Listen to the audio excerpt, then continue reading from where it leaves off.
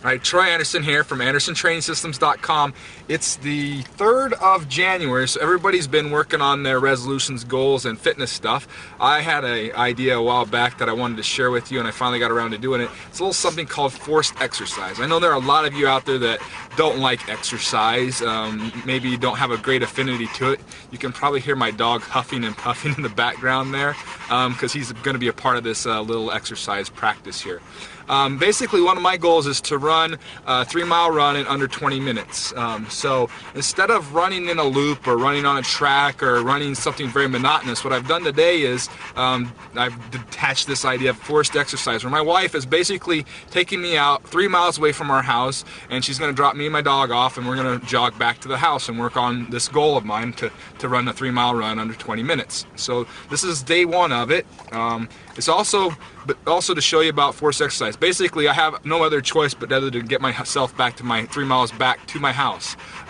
You could do this with lots of other things. It works real well with running, obviously, but you could do this with other things where if you had somebody take you to say a park or the gym and drop you off and you had no other way back, then you would have forced exercise. I think it's kind of a little clever way to go ahead about and get your exercise in. Kind of can change your mindset on things as far as you're just going to go ahead and get it done and do the best you can at it, as opposed to dreading through it. So I've got my watch and my heart rate monitor just for some extra information here. I've got both of them here. I've got the dog in the back. He's all hyped up. He's been seeing cats along the way. He's not a big fan of cats. And so we're going to get out here and go ahead and move. I'm already stretched out and warmed up at the house, so we drove 3 miles from the house, and here we go.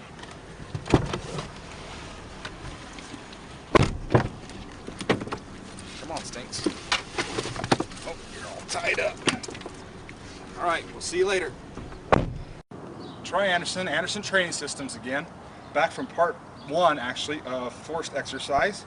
Heart rate monitor, timer.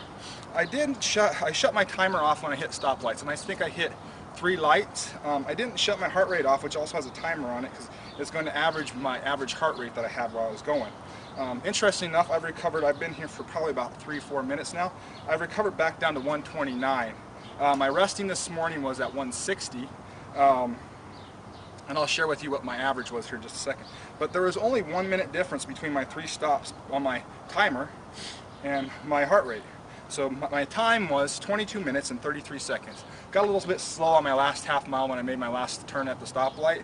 Otherwise, it probably could have come in around 21 minutes. So did not too bad. 2.5 minutes off what the goal is. My average heart rate was 171 beats per minute. So that's pretty high, really. That's a nice rate for things. Obviously, if you're working on endurance, it's pretty high. But for getting some good conditioning in and stuff like that, it's an excellent heart rate.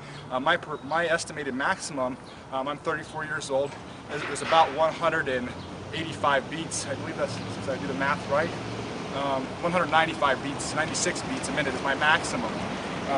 So I'm probably in that 80 percentile range. Oh, it's a great workout.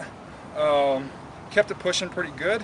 Got a little tight in the back, but that's not too bad. What I'm going to do is keep stopping the timer on my runs consistently until I reach the goal of 20 minutes, and then I'm going to work on a running clock, so that makes me keep the pace a little bit faster. Only 1 minute difference though, so it's been a great workout. Hopefully the forced workout concept shares a little bit with you, so you can get out there, get your exercise done, and accomplish your 2009 fitness goals.